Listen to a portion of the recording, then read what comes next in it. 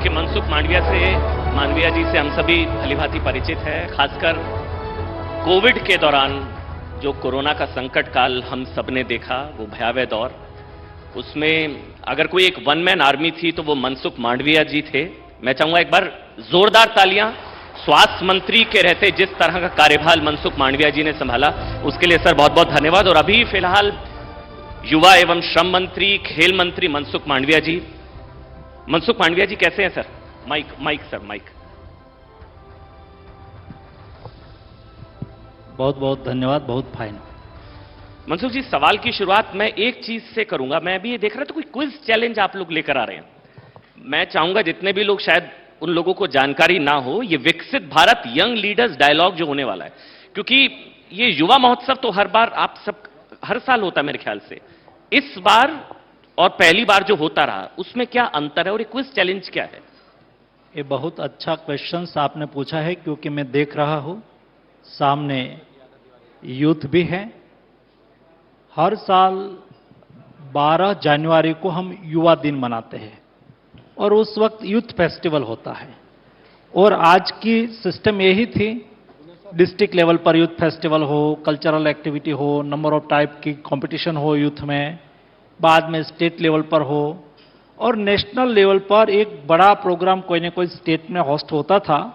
और सारे देश से 20 से 25 हजार यूथ इकट्ठा होते थे जी। लेकिन इस बार उसमें थोड़ा बदल करा है, क्योंकि प्रधानमंत्री जी ने कहा कि मुझे देश में 1 लाख ऐसे युवाओं को तैयार करना है, ऐसे युवाओं को लीडर बनाना है जिसका कोई बैकग्राउंड पॉलिटिकल ना हो, आम जनता से आता हो, गरीब परिवार से आता हो, मध्यम परिवार से आता हो, लेकिन भी वो भी एक लीडर बन सकता है। उसके लिए क्या कर सकते हैं? तो इस बार हमने यूथ फेस्टिवल की थीम बदली। 11-12 जनवरी को भारत मंडपम में 2 दिन का विकसित भारत यूथ लीडर डायलॉग होगा जी। ये डायलॉग में कौन यूथ आएगा? तो 25 नवंबर से 5 दिसंबर 10 दिन के लिए माई भारत प्लेटफॉर्म पर एक कंपटीशन ओपन करा है। एक क्विज कंपटीशन है।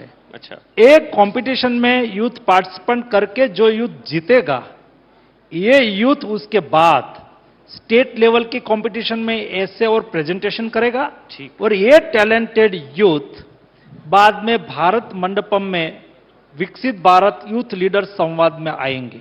ये 2 दिन के कार्यक्रम में नेशनल और इंटरनेशनल यूथ आइकॉन उपस्थित रहेंगे।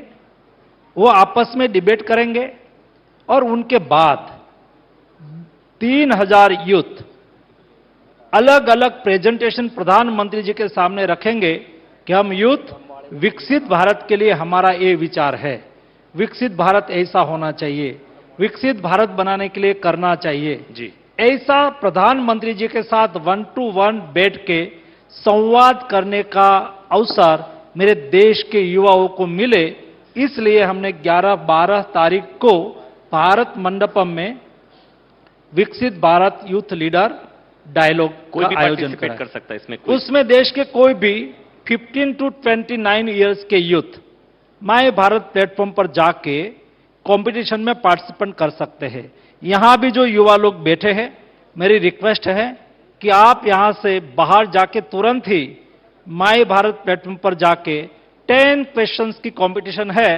आपको 3 मिनट में 10 क्वेश्चंस का रिप्लाई करना है। अच्छा, इसमें राहुल गांधी भी पार्ट ले सकते हैं? मतलब ऑपोजिट कोई भी ले सकता है?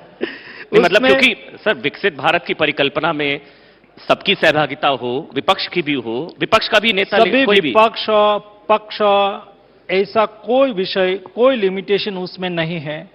ये 15 to 29 एज के यूथ होना चाहिए, वो कंपटीशन में पार्टिसिपेंट कर पाएंगे। 29 तो राहुल जी तो नहीं ले पाएंगे जी। 29 में हाँ, वो कट ऑफ है, क्योंकि 29 तक आप युवा कहलाते हो as a youth affairs ministry की डेफिनेशन।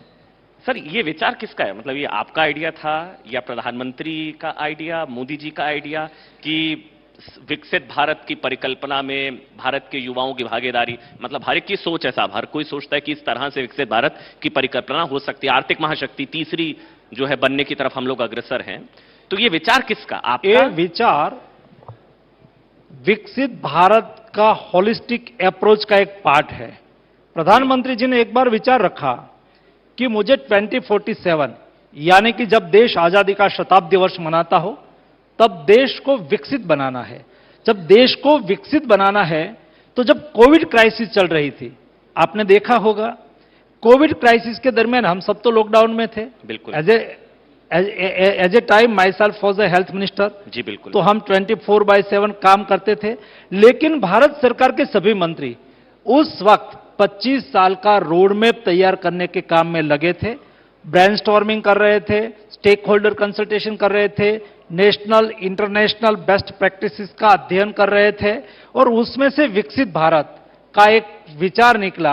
ये विचार को चरितार्थ करने के लिए जो ट्रैक है उसमें युवा भी एक महत्वपूर्ण पार्टनर है और इसलिए युवा भी विकसित भारत में, क्योंकि उनका सपनों का भारत है, 2047 में ये यूथ, आज का यूथ उस दिन देश के लिए कंट्रीब्यूट करते होंगे। तो वो क्या चाहते हैं, कैसा भारत चाहते हैं, वो डायलॉग में पार्टिसिपेंट करें, उसके लिए ये डायलॉग का आयोजन करा गया है।